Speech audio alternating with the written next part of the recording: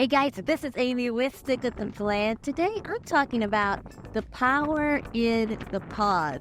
Stay right here, let me explain.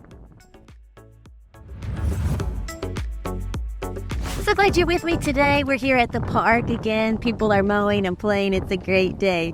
But I wanted to talk to you about the power of the pause.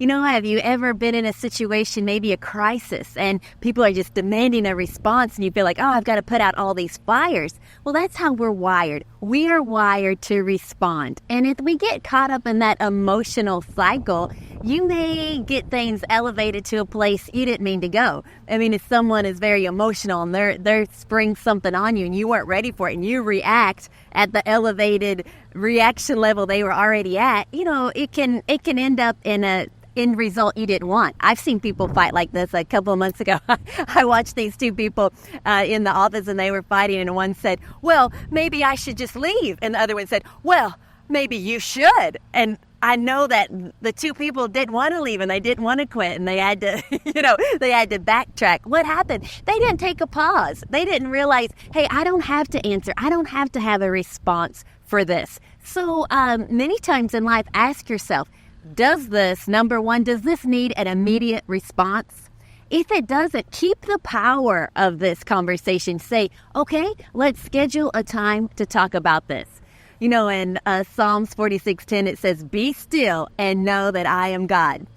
God, he doesn't pressure you or rush you to make a decision or an answer. You know, he allows you to seek him, to take your time, just to be still, just relax. Don't get caught up amid the chaos. Can you hear the voice of the Lord?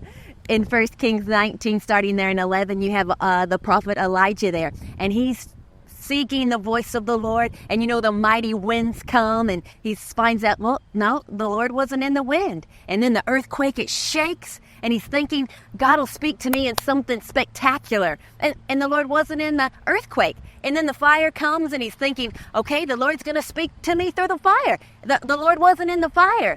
And after these three elements happened, it says it was in the still, small voice that he heard from the Lord.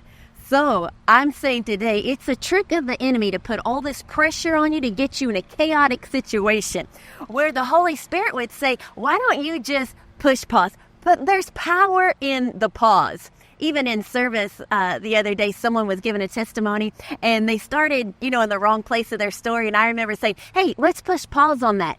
Get to where God healed you. And they started, why? Because I know there's power in that pause. I know the power of the services in that testimony. Come on, let's get to the good part where God healed you. I was able to push pause on that and swing it back in the right direction. The same happens in everyday life and communication. If you can push pause, you can keep the power. There's power in the pause. You don't have to react to every crazy, dramatic, emotional, chaotic thing that's thrown at you. You can say, let's wait a minute, like my grandma would say, okay, let's put a pin in that. We're going to discuss that a little bit later.